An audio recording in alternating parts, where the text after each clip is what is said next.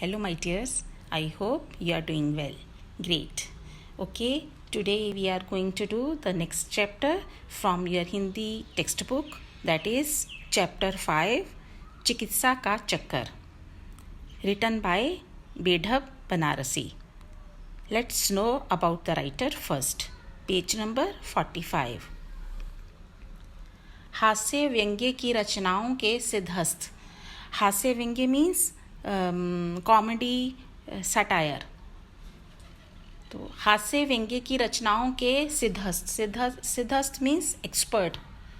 लेखक बेढब बनारसी जी का जन्म 11 नवंबर 1885 को उत्तर प्रदेश के वाराणसी नगर में हुआ था. इन्होंने बेढब बनारसी उपनाम से हिंदी में लगभग 1 दर्जन गद्य और पद्य साहित्य की रचना की है. तो उपनाम मतलब इन्होंने दिया, इनका एक्चुअल नेम कुछ और था, पर इनका उपनाम you can say pen name. जैसे कई राइटर्स अपना एक पेन नेम रख लेते हैं, इसी प्रकार क्योंकि ये हास्य व्यंग्य की रचनाएं लिखते थे तो इसलिए नाम भी उन्होंने थोड़ा मतलब हंसी उत्पन्न करने वाला रख लिया, बेढब. बेढब क्या होता है? जिसका कोई जो विच इज़ नॉट प्रॉपर, मतलब अजीब सा, उसे बेढब कहते हैं. तो नाम ही उन्होंने ऐसा रख लिया, बेढब बनारसी. तो इन्होंने अनेक 1 दर्जन गद्य और पद्य. गद्य क्या होता है? प्रोज, एंड पद्य इज पोइट्री. साहित्य की रचना की है. उनकी कविताएं प्रेम और राजनीति से जुड़ी हैं. कहानियों में 20वीं सदी के मध्य वर्गीय परिवार और गांव के लोगों की समस्याओं का व्यंग्यपूर्ण वर्णन मिलता है. इनकी प्रमुख रचनाएं बेढब की बैठक, बनारसी इक्का, काव्य कमल, गांधी का भूत, तनातन आदि हैं. नाटक अभिनीता इनकी लोकप्रिय नाट्य कृति है. 6 मई 1968 को इनकी मृत्यु होने से हिंदी साहित्य ने एक महान व्यंग्यकार खो दिया. तो अब हम प्रस्तुत कहानी की बात करते हैं. यह एक हास्य व्यंग्य प्रधान कहानी है जिसमें लेखक ने हास्य उत्पन्न करने के साथ साथ यह भी बताने का प्रयास किया है कि अधिकतर डॉक्टर इलाज के नाम पर मरीज से अच्छे पैसे तो वसूल लेते हैं पर उसे उसकी तकलीफ से पूर्ण राहत नहीं दिला पाते. हाल पूछने आने वाले प्रियजन भी अपने अपने नुस्खे बताने में पीछे नहीं रहते.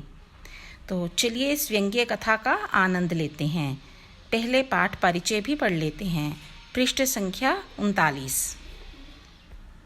पाठ 5, चिकित्सा का चक्कर. चिकित्सा क्या होता है? ट्रीटमेंट. तो हमारे देश में चिकित्सा की कई पद्धतियाँ प्रचलित हैं. पद्धतियाँ क्या होती हैं? ढंग, मेथड्स. किसी के बीमार पड़ने पर उसे देखने के लिए आने वाले लोग अपना अपना नुस्खा और चिकित्सा पद्धति आजमाने की सलाह देते हैं. चिकित्सा प्रणालियों के चक्कर में फंसे लेखक की बड़ी ही मनोरंजक कहानी है चिकित्सा का चक्कर. तो आगे देखते हैं जॉर्ज बर्नार्ड शॉ क्या कहते हैं. जो व्यक्ति अपनी सोच नहीं बदल सकता वह कुछ भी नहीं बदल सकता है.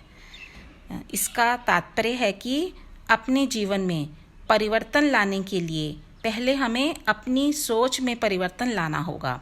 अर्थात यदि हम ऐसा ही सोचते रहेंगे कि यह मुझसे नहीं हो पाएगा, मैं यह नहीं कर सकूँगा, तो निश्चित रूप से हम कुछ नहीं कर पाएंगे. We should say yes, I can do, then you definitely can do. So always keep positive approach towards life. तो अब हम कहानी पढ़ते हैं. मैं बिल्कुल हट्टा कट्टा आदमी हूँ. हट्टा कट्टा मीन्स हृष्ट पुष्ट, हेल्दी. देखने में मुझे कोई भला आदमी रोगी नहीं कह सकता. मेरी आयु लगभग 35 वर्ष की है। 35 मीन्स 35। आज तक कभी बीमार नहीं पड़ा। लोगों को बीमार देखता था तो मेरी बड़ी इच्छा होती थी कि किसी दिन मैं भी बीमार पड़ता तो अच्छा होता। मेरे बीमार पड़ने पर हंटले के बिस्कुट, हंटले यू कैन से अ ब्रांड, जिन्हें साधारण अवस्था में घर वाले खाने नहीं देते, खाने को मिलते। यूडी क्लोन की शीशियाँ सिर पर कोमल करों से, कोमल करों, कर मीन्स क्या होते हैं, हाथ से बीवी उंडेल कर मलती। और सबसे बड़ी इच्छा तो यह थी कि दोस्त लोग आकर मेरे सामने बैठते और गंभीर मुद्रा धारण करके पूछते। तो गंभीर मुद्रा मीन्स सीरियस पोस्चर, मतलब बहुत सीरियस होकर कि हमारा फ्रेंड बीमार हो गया है तो सीरियस होकर वो हम मेरा हाल पूछते। कैसे कहते वो, कहिए बेढब जी कैसी तबीयत है, किसकी दवा हो रही है, कुछ फ़ायदा है। जब कोई रोनी सूरत बनाकर ऐसे प्रश्न करता तब मुझे बड़ा मज़ा आता। उस समय मैं आनंद की सीमा के उस पार पहुंच जाता। तो लेखक ये कह रहे हैं कि जब मैं बीमार हो जाऊं, यदि कोई भी बीमार हो जाता है तो सब उसका विशेष ख्याल रखते हैं, उसका हाल चाल पूछते हैं, उसका जो खाने को दिल करता है उसको खाने को मिलता है। तो इन सब कारणों से लेखक भी बीमार होना चाहते थे। हाँ, तो एक दिन मैं हॉकी खेल कर आया, कपड़े उतारे, स्नान किया। शाम को ही भोजन कर लेने की मेरी आदत है, पर आज मैच में रिफ्रेशमेंट ज़रा ज़्यादा खा लिया था, इसलिए भूख ना थी। श्रीमती जी ने खाने को पूछा। मैंने कह दिया कि आज स्कूल से मिठाई खाकर आया हूँ, कुछ विशेष भूख नहीं है। उन्होंने कहा, विशेष ना सही, साधारण सही। विशेष मीन्स स्पेशल, है ना। तो उनकी वाइफ बोलती है कि विशेष ना सही तो साधारण ही सही, मतलब साधारण क्या होता है, आम, मतलब ऑर्डिनरी, जैसे विशेष स्पेशल है तो खास नहीं है तो आम ही सही। मुझे आज सिनेमा जाना है, तुम अभी खा लेते तो अच्छा था, संभव है मेरे आने में देर हो। मैंने फिर इनकार नहीं किया। उस दिन थोड़ा ही खाया, 12 पूरियां थी और वही रोज़ वाली आधा पाव। मलाई खा चुकने के बाद पता चला तो कि प्रसाद जी के यहाँ से बाग बाज़ार के रसगुल्ले आए हैं। तो वो अभी राइटर कह रहे थे ना कि मैं आज खाकर कुछ, मेरा पेट भरा हुआ था, खाने की कोई इच्छा नहीं थी, फिर भी पत्नी के कहने पर उन्होंने थोड़ा ही खाया। और थोड़े में क्या था, 12 पूरियाँ और आधा पाव मीन्स यू कैन से एक कटोरी भर के मलाई खाने के बाद उन्हें पता चला कि प्रसाद जी भी एक राइटर हैं, जयशंकर प्रसाद जी, तो हिंदी के एक महान लेखक हैं। तो उनके यहाँ से बाग बाज़ार से रसगुल्ले आए हैं। रस तो होगा ही, तो रसीले तो होंगे ही मुंह में, मतलब पानी आ गया लेखक के। कल तक संभव है कि कुछ खट्टा हो जाए, मीन्स पुराना हो जाए, खराब हो जाए। 6 रसगुल्ले निगल कर मैंने चारपाई पर धरना दिया। तो एक रसगुल्ला नहीं खाया, 6 रसगुल्ले खाए। रसगुल्ले छायावादी कविताओं की भांति सूक्ष्म नहीं थे, स्थूल थे। सूक्ष्म मतलब यू कैन से स्मॉल, छोटे नहीं थे। स्थूल मीन्स बिग, बड़े थे। एकाएक 3 बजे रात को नींद खुली। अब इतना ऑलरेडी पेट भरा हुआ था और इतना कुछ खा लिया, इतना हैवी और इतना ज़्यादा खा लिया, तो रात को तो नींद डिस्टर्ब होनी ही थी। नाभि के नीचे, नाभि क्या होती है, बेली बटन, यू कैन से नेवल। तो नाभि के नीचे दाहिनी ओर, राइट साइड, पेट में मालूम पड़ता था कोई बड़ी बड़ी सुइयां लेकर कौंच रहा है। तो सुइयां जैसी चुभ रही थी, परंतु मुझे भय नहीं मालूम हुआ। तो राइटर कह रहे हैं कि मैं डरा नहीं, क्योंकि ऐसे ही समय के लिए औषधियों का राजा, रोगों का रामबाण, अमृत धारा की एक शीशी सदा मेरे पास रहती है। तो इंडाइजेशन के लिए उन्होंने एक अमृत धारा जो है एक मेडिसिन है आयुर्वेदिक, तो उसको वो हमेशा अपने पास रखते थे, तो उससे उनको रिलीफ मिल जाता था। तो मैं तुरंत उसकी एक बूंद पी गया। दोबारा दवा पी, तिबारा। तो एक बूंद पीकर उनको कुछ ठीक महसूस नहीं हुआ, दोबारा पी, देन तिबारा मीन्स 3rd टाइम भी पी, प्रातः काल होते होते शीशी समाप्त हो गई, दर्द में किसी प्रकार की भी कमी ना हुई। प्रातः काल एक डॉक्टर के यहाँ आदमी भेजना पड़ा। तो इस बार मैटर जो था ज़्यादा सीरियस हो गया, उनकी अपनी दवाई से काम नहीं चला, तो डॉक्टर बुलाना पड़ा। डॉक्टर साहब सरकारी अस्पताल के थे। सरकारी अस्पताल मतलब गवर्नमेंट हॉस्पिटल जो होता है। वे एक इक्के पर तशरीफ़ लाए। इक्का क्या होता है? टोंगा। सूट वाले का इक्के पर आना वैसा ही मालूम हुआ जैसे लीडरों का मोटर छोड़कर पैदल चलना। सूट वाला मीन्स अच्छा, जो डॉक्टर साहब थे अच्छे सूटेड बूटेड थे, तो अब वो इक्के पे आ रहे हैं तो ऐसा लग रहा है जैसे कि एक बड़ा पॉलिटिशियन गाड़ी में ना आकर पैदल आ रहा हो। मैं अपना पूरा हाल भी ना कह पाया था कि वे बोले, ज़बान दिखलाइए। ज़बान क्या? जीभ, टंग।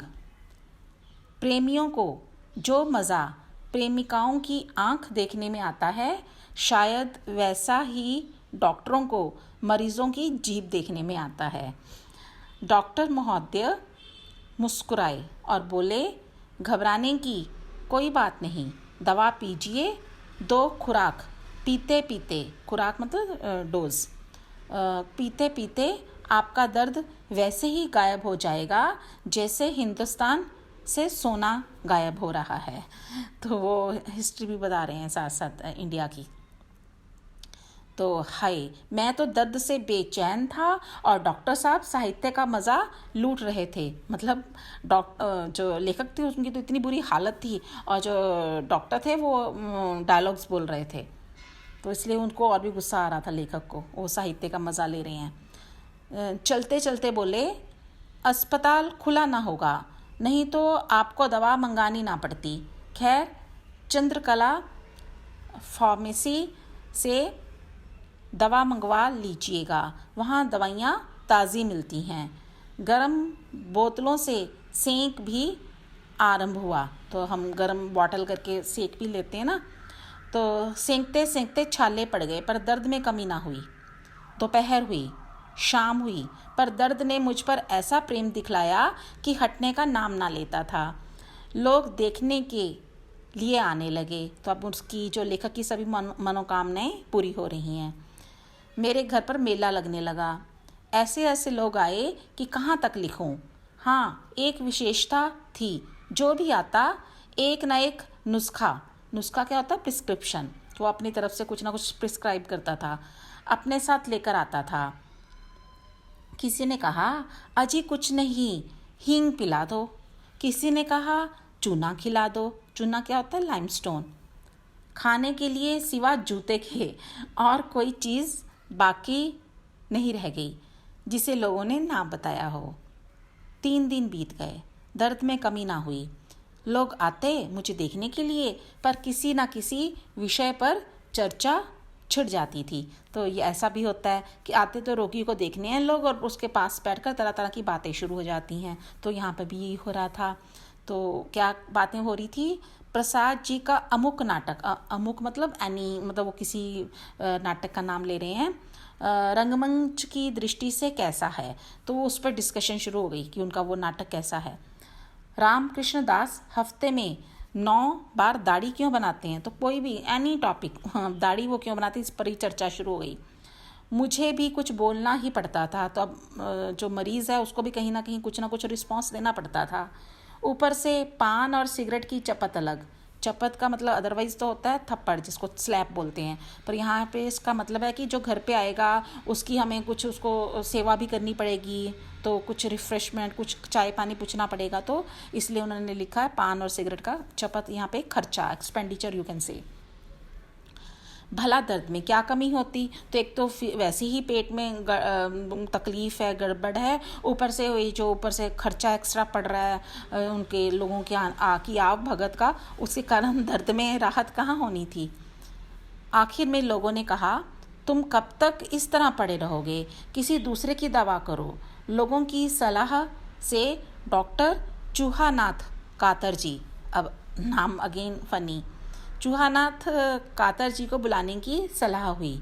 आप लोग डॉक्टर साहब का नाम सुनकर हंसेंगे, पर यह मेरा दोष नहीं है, उनके माँ बाप का दोष है। यदि मुझे उनका नाम रखना पड़ता तो अवश्य ही कोई साहित्यिक नाम रखता। वे यथा नाम तथा गुण, यथा नाम तथा गुण का मतलब जैसा नाम था उनका वैसा ही उनके गुण भी था। मतलब जैसे नाम फनी था, अजीब था, तो उनके गुण भी, क्वालिटीज़ भी वैसी ही थी। तो वाले व्यक्ति थे। उनकी फ़ीस 8 रुपये थी। तो उस ज़माने में, ये काफ़ी पुरानी कहानी है, तो इसलिए उस ज़माने में जो उनकी फ़ीस थी 8 रुपये, 8 रुपीज़ थी। और मोटर का 1 रुपया अलग। अब मोटर से आए थे तो 1 रुपया उसका भी। वे लंदन से FRCS की डिग्री लेकर आए थे। कुछ लोगों का सौंदर्य रात में बढ़ जाता है, वैसे ही डॉक्टरों की फ़ीस रात में बढ़ जाती है। खैर, मतलब ऑड टाइम्स में यदि डॉक्टर विजिट करने आएंगे तो एक्स्ट्रा फ़ीस लेते हैं। खैर, डॉक्टर साहब बुलाए गए। आते ही हमारे हाल पर रहम किया और बोले, धीरज रखिए, मिनटों में दर्द गायब हुआ जाता है। थोड़ा पानी गर्म करवाइए, तब तक दवा मंगवा लीजिए। एक पर्चे पर उन्होंने दवा लिखी। पानी गर्म हुआ, 2 रुपए की दवा आई। डॉक्टर बाबू ने तुरंत एक छोटी सी पिचकारी निकाली, उसमें एक लंबी सुई लगाई, पिचकारी में दवा भरी और मेरे पेट में वह सुई कोंचकर चुभो दी। मीन्स उनको इंजेक्शन दिया। डॉक्टर साहब कुछ कहकर और मुझे सांत्वना देकर चले गए। सांत्वना मतलब तसल्ली कि आप जल्द ही ठीक हो जाओगे। उसके बाद मुझे नींद आ गई और मैं सो गया। मेरी नींद कब खुली कह नहीं सकता, पर दर्द में कमी हो चली थी और दूसरे दिन प्रातःकाल पीड़ा रफू चक्कर हो गई थी। रफू चक्कर होना मतलब गायब हो जाना, मतलब पीड़ा कम हो गई थी या खत्म हो गई थी। कोई 2 हफ्ते मुझे पूरी तरह स्वस्थ होने में लगे। बराबर डॉक्टर चूहानाथ कातर जी की दवा पीता रहा। 18 आने की शीशी प्रतिदिन आती थी। दवा के स्वाद का क्या कहना, शायद मुर्दे के मुंह में डाल दी जाए तो वह तिलमिला उठे। तो मुर्दा कौन होता है? कोई डेड बॉडी। तो डेड बॉडी के मुंह में भी इतनी गंदा उस दवाई का टेस्ट था कि यदि किसी मुर्दे डेड बॉडी के मुंह में भी डाल दें तो वो भी तिल मिलाकर उठ बैठेगा। 15 दिन के बाद मैं डॉक्टर साहब के घर गया उन्हें धन्यवाद देने के लिए। मैंने पूछा कि अब तो दवा पीने की कोई आवश्यकता ना होगी। वे बोले, यह तो आपकी इच्छा है, पर यदि काफ़ी एहतियात ना करेंगे तो आपको अपेंडिसाइटिस हो जाएगा। तो एक डॉक्टर, ये जो लेखक हैं, इतनी गंदी दवा थी वो टेस्ट वाली, तो इसलिए वो पूछने गए कि अब आप तो इसको कंटिन्यू करने की ज़रूरत नहीं है। तो कहते हैं आपकी मर्ज़ी। तो आपकी कहते हैं इच्छा है, मतलब जैसे कि बड़ी टेस्टी है वो, है ना। तो और आगे क्या कह रहे हैं कि यदि एहतियात क्या होता है, यदि प्रिकॉशंस नहीं लेंगे तो आपको अपेंडिसाइटिस हो जाएगा, मतलब अपेंडिक्स से रिलेटेड कोई डिसीज़ हो जाएगी। आपकी श्रीमती जी बड़ी भाग्यवती हैं। अगर 6 घंटे की देर और हो जाती तो उन्हें ज़िंदगी भर रोना पड़ता। मतलब अपने वो तारीफ़ कर रहे हैं कि यदि तुम मुझे बुलाने में देरी कर देते, कुछ 6 घंटे की देरी कर देते, तो तुम्हारी जो वाइफ थी उसे ज़िंदगी भर रोना पड़ता। मीन्स तुम मर भी सकते थे। यह तो कहिए कि आपने समय पर मुझे बुलवा लिया, अभी कुछ दिन दवा पीजिए। तो वो उस दवा को छोड़ना चाह रहा है लेखक, और डॉक्टर साहब कह रहे हैं नहीं, अभी कंटिन्यू कीजिए। इसी बीच डॉक्टर महोदय ने ऐसे ऐसे मर्ज़ों के नाम सुनाए कि मेरी तबीयत फड़क उठी। भला मुझे ऐसे मर्ज़ हुए जिनका नाम साधारण क्या, बड़े पढ़े लिखे लोग भी नहीं जानते। तो डॉक्टर ने ऐसी अपनी जो भी उनको पता होगा अपना नॉलेज पूरा उसके सामने रख दिया कि ये तरह तरह की बीमारियों के नाम लिए, जो राइटर कह रहे हैं कि जो पढ़े लिखे लोग भी उनको ना समझ पाते कौन कौन सी बीमारियों के नाम ले रहे हैं। वे मर्ज सब डॉक्टरों को मालूम है या कि केवल हमारे डॉक्टर कातर जी को ही मालूम है। खैर, मैंने दवा जारी रखी। अभी 1 सप्ताह भी पूरा ना हुआ था कि दिन के 2 बजे एकाएक फिर दर्द रूपी फौज ने मेरे शरीर रूपी किले पर हमला कर दिया। डॉक्टर साहब ने जिन भयंकर मर्जों का नाम लिया था उनका स्वरूप मेरी रोती आंखों के सामने नृत्य करने लगा। तो उसने वो तरह तरह के भयंकर रोगों का नाम लिए थे ना, अब राइटर की आंखों के सामने वे सारे रोग नाचने लगे। मैं सोचने लगा कि हुआ हमला उन्हीं में से किसी एक मर्ज का। तुरंत डॉक्टर साहब के यहाँ आदमी दौड़ाया गया कि इंजेक्शन का सामान लेकर चलिए। वहाँ से आदमी बिना मांगी पत्रिका की भांति लौट कर आया। बिना मांगी पत्रिका मीन्स यदि किसी ने कोई मैगज़ीन नहीं मंगवाई है, मतलब डिमांड नहीं किया, तो वो हम कहते हैं इसको वापस लीजिए, हमें नहीं चाहिए। तो उसी भांति वो जो जिसको भेजा था आदमी को, तो वो भी इसी भांति वापस लौट आया कि डॉक्टर साहब कहीं गए हुए हैं, तो मतलब डॉक्टर घर नहीं थे। इधर मेरी हालत क्या थी उसका वर्णन यदि सरस्वती शॉर्ट हैंड से भी लिखे तो संभवतः समाप्त ना हो। तो सरस्वती यहाँ पर कौन है? विद्या की देवी। कि यदि स्वयं विद्या की देवी आकर शॉर्ट हैंड में मेरी मतलब कम से कम शब्दों में भी लिखना चाहे कि मेरी क्या हालत है, तो वो भी ना लिख पाए। मतलब इतना मेरा बुरा हाल थी। उधर मैं हवाई जहाज़ के पंखे की तेज़ी के समान करवटें बदल रहा था। तो एग्जाम्पल्स कितनी अच्छी दे रहे हैं राइटर। तो करवटें बदल रहा था। इधर मित्रों और घर वालों की कॉन्फ्रेंस हो रही थी कि अब किसे बुलाया जाए। अब वो डॉक्टर तो घर नहीं है, अब और किसे बुलाया जाए। पर निशस्त्रीकरण सम्मेलन। अब निशस्त्रीकरण क्या है? डिसआर्मामेंट।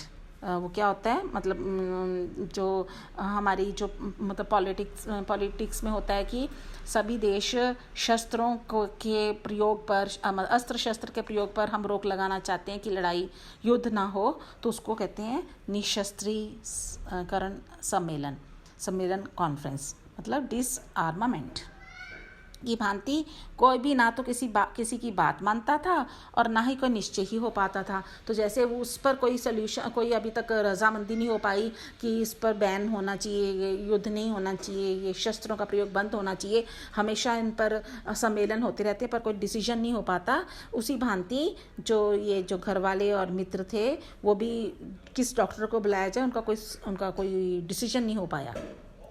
मालूम नहीं लोगों में क्या क्या बहसें हुई, कौन कौन और आयुर्वेदाचार्य, रसज्ञ रंजन, चिकित्सा मार्तंड के नाम लिए गए। तो अब ये पहले इंग्लिश डॉक्टर जो एलोपैथी डॉक्टर्स आए हैं, तो अब आयुर्वेदिक डॉक्टर्स के नाम लिए गए। अंत में कविराज पंडित सुखदेव शास्त्री जी को बुलाने की बात तय हुई। तो अब उन्होंने सोचा कि अब किसी आयुर्वेदिक डॉक्टर को ही बुला लिए जाए। एक सज्जन उन्हें बुलाने के लिए भेजे गए। 45 मिनट बीत गए, परंतु ना वैद्य जी आए, ना भेजे गए सज्जन का ही कोई पता चला। एक और दर्द आयकर की तरह बढ़ता जा रहा था। अब आयकर क्या है? इनकम टैक्स की। जैसे इनकम टैक्स बढ़ता जाता है उसी प्रकार दर्द भी बढ़ता जा रहा था। तो जो एग्जाम्पल्स हैं बड़ी सटीक दी हुई हैं, बड़ी एक्यूरेट दी हुई हैं लेखक ने। दूसरी ओर उन लोगों का भी पता नहीं, बेचैनी और भी बढ़ी।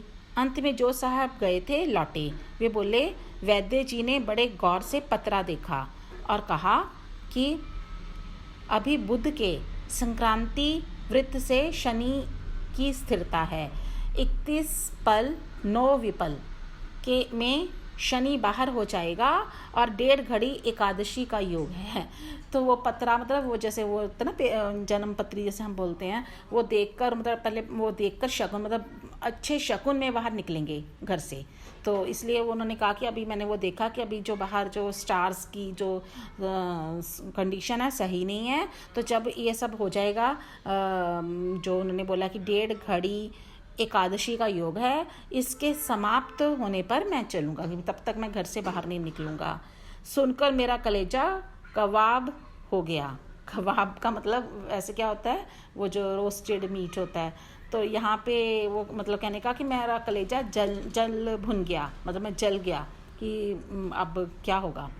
मगर वे कहे आए थे, अतएव बुलाना भी आवश्यक था। अब उसको मैसेज दे दिया तो अब उसकी वेट करनी ही पड़ेगी। को आधे घंटे बाद वैद्य जी एक पालकी में तशरीफ़ लाए। तो पालकी क्या होता है? जिसको वो 4 आदमी कंधे पर उठाते हैं ना, जिसको डोली बोलते हैं, दुल्हन जिसमें आती है। आकर वे मेरे सामने कुर्सी पर बैठ गए। वे धोती पहने हुए थे। अब आयुर्वेदिक डॉक्टर हैं तो उसके अकॉर्डिंगली ड्रेसअप थे। धोती पहने हुए थे और कंधे पर एक सफ़ेद दुपट्टा डाले हुए थे। इसके अतिरिक्त उनके शरीर पर सूत के नाम पर केवल जनेऊ था। जनेऊ क्या होता है? वो जो पंडित जी अपने एक धागा बांधते हैं ना, क्रॉस अपने ऊपर कंधे से लेकर नीचे स्टमक के आर पार एक धागा पहनते हैं, उसको जनेऊ कहते हैं। आप पिक्चर में देख सकते हैं। जिसका रंग देखकर यह शंका होती थी कि कविराज जी कुश्ती लड़कर आ रहे हैं। मीन्स वो काफ़ी मैला हो चुका था जो वो जनेऊ था, तो उसको देखकर राइटर बोल रहा है कि ऐसा लगता था कि वो रेसलिंग करके आ रहे हैं, मगर काफ़ी डर्टी था वो। वैद्य जी ने कुछ और ना पूछा। पहले नाड़ी हाथ में ली, मतलब पल्स, मतलब वो पल्स बीट देखना चाहते थे। 5 मिनट तक एक हाथ की नाड़ी देखी, फिर दूसरे हाथ की। बोले वायु का प्रकोप है। वायु क्या होती है? जैसे गैस्ट्रिक प्रॉब्लम यू कैन से। यकृत में, तो आप बड़ी शुद्ध हिंदी बोल रहे हैं, तो यकृत क्या होता है? जो लीवर जिसको बोलते हैं, में वायु घूमकर पित्ताशय में, पित्ताशय क्या होता है? गॉल ब्लैडर में प्रवेश कर आंत्र में जा पहुंची है। अब आंत्र है बाउल, जा पहुंची है। इसमें मंदाग्नि का प्रादुर्भाव होता है। मंदाग्नि मतलब इंडाइजेशन, प्रादुर्भाव मतलब उत्पन्न होती, मतलब इंडाइजेशन होती है। और इसी कारण जब भोज्य पदार्थ प्रतिहत होता है तब शूल का कारण बनता है। अब जो भी खाया पिया जब डाइजेस्ट नहीं होता, भोज्य पदार्थ मतलब जो भी भोजन किया होता है वो प्रतिहत होता है, मतलब उसको अड़चन होती है, मतलब पास होने में, मतलब उसकी डाइजेशन में प्रॉब्लम होती है, तब शूल का कारण बनता है। शूल का मतलब दर्द का, पीड़ा का। कविराज जी मालूम नहीं क्या बक रहे थे और मेरी तबीयत दर्द और क्रोध से छटपटा रही थी। अब कविराज जी तो अपना लैंग्वेज की जो मास्टरी दिखा रहे थे, शुद्ध हिंदी और संस्कृत निष्ठ शब्द बोल रहे थे, और इधर वो कहता, मेरा लेखक जो है वो कह रहे हैं मेरी तो दर्द से बुरा हाल हो रहा था और गुस्सा भी आ रहा था। मैंने एक सज्जन से कहा, ज़रा अलमारी से आपटे का कोश तो लेते आइए। अब आपटे कौन है? संस्कृत के विद्वान। तो अब संस्कृत के वो बड़े बड़े शब्द बोल रहे हैं कविराज जी, जो डॉक्टर आए हैं, आयुर्वेदिक डॉक्टर। तो लेखक कह रहे हैं कि पहले अब मुझे डिक्शनरी लेनी पड़ेगी ना उनको समझने के लिए, तभी मैं अपना रोग समझ पाऊँगा। यह सुनकर लोग चकराए, मतलब लोगों को भी चक्कर आ गया। कुछ लोगों को संदेह हुआ कि अब मैं होश में नहीं हूँ। उनको लगा कि ऐसी बीमारी में इन्हें आपटे का कोश क्यों चाहिए? आपटे की डिक्शनरी की क्या ज़रूरत है? इतने बीमार हैं, इतना दर्द में ग्रसित हैं, दर्द से इतने पीड़ा में हैं और इन्हें आपटे का कोश चाहिए। तो उनको ये नहीं पता कि वो तो गुस्से में बोल रहे हैं कि पहले मैं मीनिंग पता होगा तभी मैं उसका समझ पाऊँगा कि मुझे प्रॉब्लम क्या है। मैंने कहा, दवा तो पीछे होगी, पहले मैं समझ लूँ कि मुझे रोग क्या है। तत्पश्चात वैद्य जी चरक सुश्रुत के श्लोक सुनाने लगे और अंत में कहा, देखिए मैं दवा देता हूँ और अभी आपको लाभ होगा।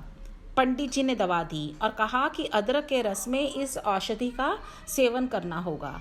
खैर साहब फीस दी गई। किसी प्रकार वैद्य जी से पिंड छूटा, मतलब जान छूटी। 2 दिन दवा की गई। कभी कभी तो दर्द कम अवश्य हो जाता था, पर पूरा दर्द ना गया। वह CID की तरह पीछा ही ना छोड़ता था। चारपाई पर पड़ा रहने लगा। दिन में मित्रों की मंडली आती थी, वह आराम देती थी कम, दिमाग चाटती थी ज़्यादा। एक सज्जन मुझे देखने के लिए तशरीफ़ लाए थे। बोले, साहब आप लोगों को देश का हर संभव ध्यान रखना चाहिए। आप किसी भारतीय हकीम अथवा वैद्य को ही दिखलाइए कि आप देश का ध्यान रखना चाहिए ना, आप मतलब इंडियन डॉक्टर्स को या वैद्य को या हकीम को ही दिखाओ। मैंने मन में सोचा कि वैद्य महाराज जी को तो मैंने दिखा ही लिया, अब हकीम भी सही, तो अब हकीम को भी देख लेते हैं। तो हकीम साहब आए। यद्यपि मैं अपनी बीमारी का जिक्र और अपनी बेबसी का हाल लिखना चाहता हूँ, पर हकीम साहब की पोशाक और उनके रहन सहन तथा फैशन का जिक्र ना करना मुझसे ना हो पाएगा। तो अब जो हकीम साहब आए हैं उनका भी अब जो उनका जो लुक्स हैं, जो जैसे वो ड्रेसअप होकर आए हैं, तो कहते हैं पहले मैं उसको आपको नहीं बताऊंगा, तब तक मैं अपने आप को मतलब नॉर्मल फील नहीं करूंगा। पहले मैं वो बताना चाहता हूँ कि उनकी क्या ड्रेस थी। तो बनारस में बहुत तेज़ सर्दी नहीं पड़ती, फिर भी ऊनी कपड़े पहनने का समय आ गया था, परंतु हकीम साहब चिकन का कुर्ता पहने हुए थे। तो कहते हैं मतलब विंटर्स स्टार्ट हो गई थी, चाहे इतनी नहीं थी अभी, पर विंटर्स शुरू हो गई थी, मतलब सर्दी का मौसम शुरू हो चुका था। और हकीम साहब चिकन का कुर्ता मतलब जो वेरी थिन, बहुत ही पतला महीन होता है, जो समर्स में पहना जाता है, वो कुर्ता पहने हुए थे। सिर पर बनारसी लोटे की तरह टोपी रखी हुई थी। पाँव में पायजामा ऐसा मालूम होता था कि चूड़ीदार पायजामा बनने वाला था, परंतु दर्जी ईमानदार था, उसने कपड़ा चुराया नहीं, सबका सब लगा दिया। अथवा यह भी हो सकता है कि ढीली मोहरी के लिए कपड़ा दिया गया हो, दर्जी ने कुछ कतर ब्योंत की हो और चुस्ती दिखाई हो। तो मतलब कहने का कि वो ना तो चूड़ीदार लगता था ना खुली मोहरी वाला, मतलब बीच का पजामा बना दिया। तो राइटर ने बड़ा अच्छा एक्सप्लेन किया इस बारे में। जूता कामदार दिल्ली वाला था, मतलब जूते पर काम हुआ था, जैसे तिल्ले वगैरह की कढ़ाई हुई होती है। हकीम साहब इतने पतले दुबले थे कि मालूम पड़ता था उन्होंने अपनी तंदुरुस्ती अपने मरीजों को बांट दी है। हकीम साहब में नज़ाकत भी बला की थी। नज़ाकत क्या होती है, मतलब बड़े डेलिकेसी बहुत थी उनमें। रहते थे बनारस में, मगर कान काटते थे लखनऊ वालों के। मतलब बनारस जो लखनऊ है बिग सिटी, तो उसके भी कान, वहाँ के लोगों के भी कान काटते थे, मतलब उनको भी अपनी बातों से लाजवाब कर देते थे। आते ही मैंने सलाम किया, जिसका उत्तर उन्होंने मुस्कुराते हुए बड़े अंदाज से दिया और बोले, मिजाज कैसा है, मतलब क्या हाल है। मैंने कहा मर रहा हूँ, बस आपका ही इंतज़ार था, अब यह ज़िंदगी आपके ही हाथों में है। हकीम साहब ने कहा, या रब, आप तो ऐसी बात करते हैं गोवा ज़िंदगी से बेजार हो गए हैं। गोवा मतलब जैसे एज इफ़, है ना, तो बेजार क्या, अनहैप्पी, नाखुश हो गए हैं ज़िंदगी से, मतलब तुम उब गए हो। भला ऐसी गुफ्तगू क्या होती है, बातचीत, मतलब ऐसी बात ठीक कोई करता है। मरे आपके दुश्मन, नब्ज़ तो दिखाइए। खुदावंद करीम ने चाहा तो आनन फानन में, मतलब फ़ौरन दर्द रफू चक्कर होगा। मैंने कहा, अब आपकी दुआ है, आपका नाम बनारस ही नहीं हिंदुस्तान में लुकमान की तरह मशहूर है, इसलिए आपको तकलीफ़ दी गई है। ठीक है, अब आप इलाज शुरू कीजिए। उन्होंने 10 मिनट तक नब्ज़ देखी, मतलब पल्स, फिर बोले, मैं नुस्खा लिखे देता हूँ, इसे वक्त पर पीजिए, इंशाअल्लाह ज़रूर शिफा होगी, मतलब ठीक हो गया। हकीम साहब चलने को तैयार हुए। उठते उठते बोले, ज़रा एक बात का ख्याल रखिएगा कि आजकल लोग दवाइयाँ बहुत पुरानी रखते हैं, मेरे यहाँ ताज़ी दवाइयाँ मिलती हैं। तो हर डॉक्टर जो भी आ रहा है वो अपनी ही किसी मेडिसिन वालों जो उनके साथ उनके लिंक्स है, या तो उसकी दवाई लेने के लिए कह रहा है, या अपनी दवाई लेने को कह रहा है, ताकि उनके पैसे बनते रहें। दर्द फिर कम हो चला, परंतु दुर्बलता बढ़ चली थी। दुर्बलता मीन्स कमज़ोरी, वीकनेस। कभी कभी दर्द का दौरा भी अधिक वेग से आता था। वेग मतलब स्पीड, गति। घर वालों को और मुझे भी दर्द के संबंध में विशेष चिंता होने लगी। कोई कहता था कि लखनऊ जाओ, कोई एक्सरे का नाम लेता था, किसी ने राय दी कि जल चिकित्सा कीजिए, तो वाटर थेरेपी। एक सज्जन ने कहा, यह सब कुछ नहीं, आप होम्योपैथी इलाज शुरू कीजिए, अब होम्योपैथी ट्रीटमेंट भी कर लीजिए, देखिए कितनी शीघ्रता से लाभ होता है। साहब, इन नन्ही गोलियों में मालूम नहीं कहाँ का जादू है। साहब, जादू का काम करती हैं, जादू का। एक प्राकृतिक चिकित्सा वाले ने कहा। तो प्राकृतिक चिकित्सा मतलब नेचुरोपैथी, जो नेचुरल नेचर से जो ट्रीटमेंट करते हैं कि तो एक प्राकृतिक चिकित्सा वाले ने कहा था कि आप गीली मिट्टी पेट पर लेपकर धूप में बैठिए, 1 हफ्ते में दर्द हवा हो जाएगा। हमारे ससुर साहब एक डॉक्टर को लेकर आए। उन्होंने कहा, देखिए साहब, आप पढ़े लिखे आदमी हैं, समझदार हैं। मैं बीच में बोल उठा, समझदार ना होता तो आपको कैसे यहाँ बुलाता। इसी बीच में मेरी नानी की मौसी मुझे देखने आई। उन्होंने बड़े प्रेम से देखा, देखकर बोली, मैं तो पहले ही सोच रही थी कि यह कुछ ऊपरी खेल है। अब ऊपरी खेल मतलब कोई जादू टोना है। अब वो अपनी कहानी डाल रही हैं। मैंने पूछा, ये ऊपरी खेल क्या है नानी जी? वे बोली, बेटा, सब कुछ किताब में ही थोड़े लिखा रहता है। मीन्स तुमने बुक्स तो पढ़ ली, खूब एजुकेटेड हो, पर हर बात किताबों में नहीं लिखी रहती। बात यह है कि तुम पर किसी चुड़ैल का साया है। वे मेरी स्त्री और माता जी की ओर देखकर कहने लगी, देखो ना, इसकी बरौनी कैसी खड़ी है। बरौनी होती है आईलैश। कोई चुड़ैल लगी है, किसी ओझा को दिखा देना चाहिए।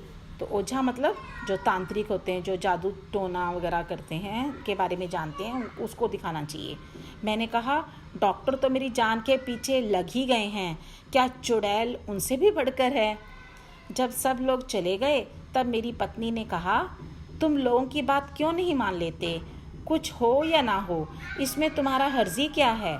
मेरे दर्द में किसी विशेष प्रकार की कमी ना हुई।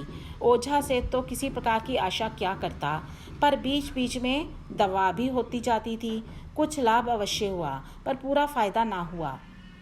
मैंने अब पक्का इरादा कर लिया कि लखनऊ जाऊं। जो बात काशी में नहीं हो सकती, काशी मतलब वाराणसी का ही जो ओल्ड नेम था काशी था, लखनऊ में हो सकती है। वहाँ सभी साधन हैं। सब तैयारी हो चुकी थी। कितने में एक और डॉक्टर को एक मेहरबान लिवा लाए, मतलब लेकर आए। उन्होंने देखा, कहा, ज़रा मुंह तो खोलूं। मैंने कहा, मुंह जीभ जो चाहिए देखिए। उन देखकर बड़े ज़ोर से हंसे। मैं घबराया। ऐसी हंसी केवल कवि सम्मेलन में बेढंगी कविता पढ़ने के समय सुनाई देती है। मैं चकित भी हुआ, मतलब हैरान। डॉक्टर बोले, किसी डॉक्टर को यह सूझी नहीं, तुम्हें पायरिया है। तो पायरिया क्या होता है? मतलब जो दांतों से रिलेटेड कोई जो डिसीज़ होती है, उसी का जहर पेट में जा रहा है और सब फसाद पैदा कर रहा है। तो ये सब जो प्रॉब्लम्स क्रिएट हो रही हैं, ये पायरिया के कारण है, जो दांतों से रिलेटेड जो रोग है। मैंने कहा, तब क्या करूं? डॉक्टर ने कहा, इसमें करना क्या है? किसी दंत चिकित्सक के पास जाकर सब दांत निकलवा दीजिए। तो उन्होंने कहा, चलो सारा यही काम कर लो, सारे दांत ही निकलवा दो। मैंने अपने मन में कहा, आपको यह कहने में तो कुछ कठिनाई ही नहीं हुई, गोवा दांत निकलवाने में कोई तकलीफ़ ही नहीं होती। तो तुमने तो मतलब मन में लिखा क्या सोच रहे हैं कि डॉक्टर ने तो इतने आराम से कह दिया दांत निकलवा लो, जैसे कि कुछ इसमें कोई बात ही नहीं है बड़ी। खैर, रात भर मैंने सोचा। मैंने भी यही निश्चय किया कि यही डॉक्टर ठीक कहते हैं। दंत चिकित्सक के यहाँ से पूछवाया।